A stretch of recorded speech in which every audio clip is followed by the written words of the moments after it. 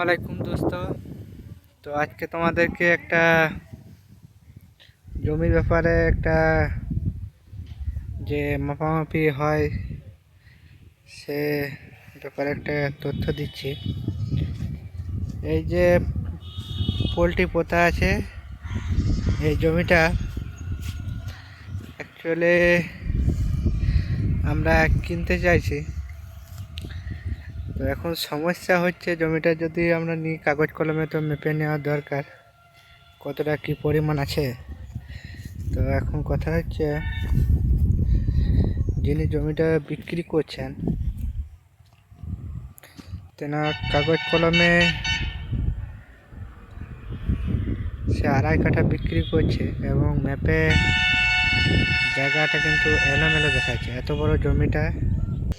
তো এই জমিটা, এই বাড়িটা যেটা হয়েছে এটা পঞ্চায়েত কিনে নিয়েছে, স্বনির্ভর যে বাড়িটা হয় সেটা তৈরি করেছে এখানে। তো এই জমিটা বিক্রি করার পর ওনার 2.5 কাঠা নাকি পড়ে আছে কাগজ কলমে। তো এটা মাপজোক চলছে আমাদের। তো আমরা কাগজ কলমে যেটা দেখতে পাচ্ছি, আমাদের যে পোল দুটো রয়েছে ওইদিকে একটা এদিকে একটা পোতা। তো এই পোলের মধ্যে আমাদের ওইটা মেন জায়গা পড়ছে, আর এইদিকে যে এই আলটা থেকে এই পোলটা অব্দি এটা মেন গোটাটা রাস্তা হচ্ছে একটা এইদিকে। ওই যে শেকড়টা দেখতে পাচ্ছ, ওই শেকড়টাতে রাস্তাটা উঠবে।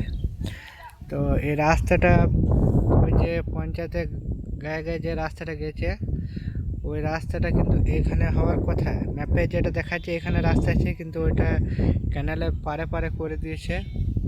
তো যাই হোক, ওটা কথা না।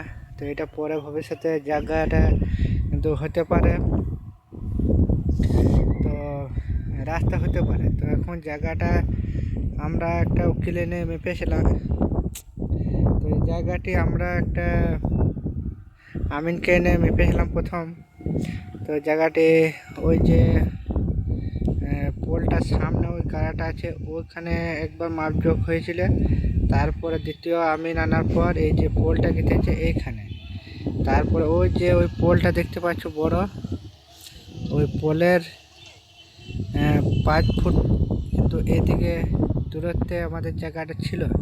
কিন্তু এখন দ্বিতীয় আমিন যে মাপটা মেপেছে ওই পোল অবধি কিন্তু জায়গাটা মানে ক্যানেনে ব্রিজটা দিকে ঠেলে দিয়েছে। কিন্তু এখন কথা হচ্ছে, জায়গাটি নেওয়ার জন্য আমরা কিন্তু আবার একটা উকিল এনেছি। তো উকিলটা এনে এটা কিন্তু ক্যামেরা বন্দি হবে, মানে ক্যামেরা স্কেল দিয়ে মাপবে, ওই যে মাপছে ওইখানে। তো এইভাবে মাপযোগটা দেখা যাক কার কোন মাপটা ঠিক হচ্ছে। তো এটা দেখার পর আমরা জানাবো।